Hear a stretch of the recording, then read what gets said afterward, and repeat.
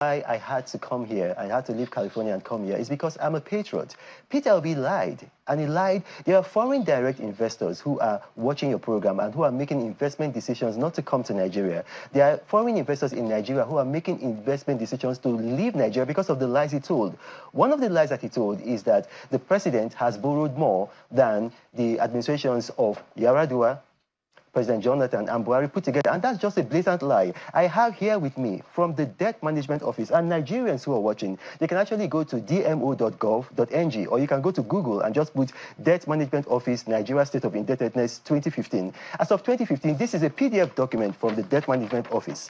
Nigeria was owing a total of $63 billion. That's it here. I don't know if your camera can catch it. Now, when Buhari was leaving office, this is from the Debt Management Office, this is not from me. The Debt Management Office was set up by law. We've got people who are apolitical there. They are not members of the PDP, APC, or ADC. Buhari left office, and this is how much we were owing. On the last day of Buhari leaving office, $113 billion. Now, as of today, this is from the Debt Management Office, our debt has gone from $113 billion to $97 billion, meaning that Bola Tinubu has reduced our debt by over $14 billion. We should be appreciating this man. Yet, Peter Obi came here and lied to the Nigerian people. What did he do? Very manipulatively.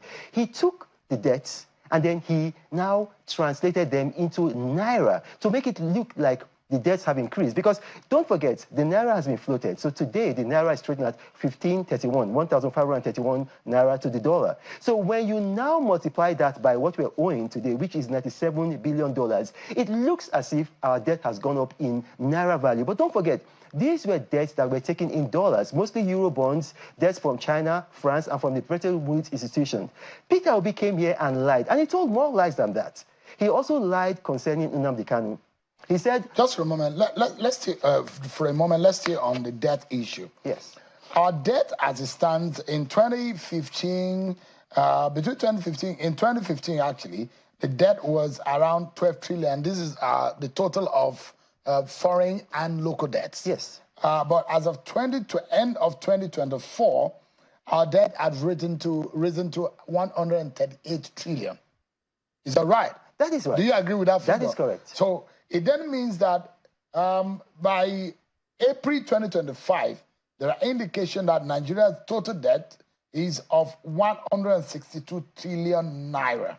Now, if you look at it, it is a fact that we added a bit of debt. No, from 2023 and 2025. No, that's not accurate.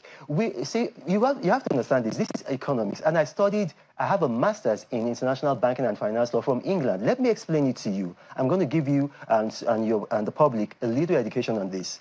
When you're taking a debt, from, for example, a Eurobond debt, or from China, it's in dollars. It's not in Naira. So that debt is stable.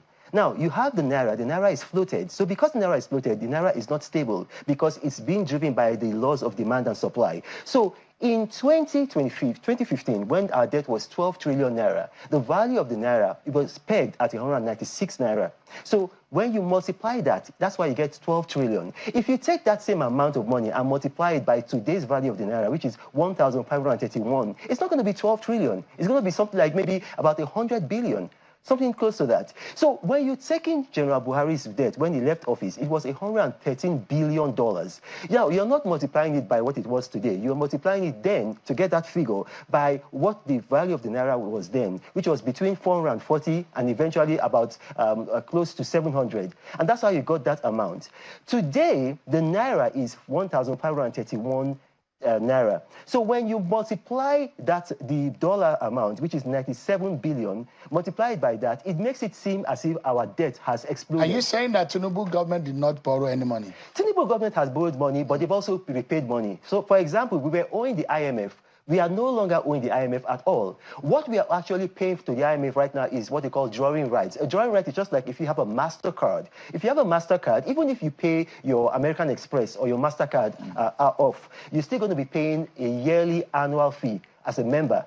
So our total indebtedness to the IMF has been paid, and it's actually there on the IMF's... So the question that a lot of people will be asking is that you want to paint it as though Tinubu government is not getting any loan But they are actually. Yeah, they're getting loan. It's just like what the governor of Zamfara said to you.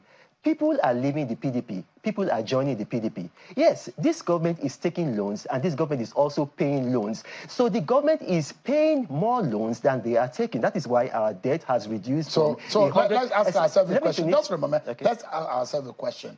What currency do we produce? What currency? In Nigeria, in what currency do we produce?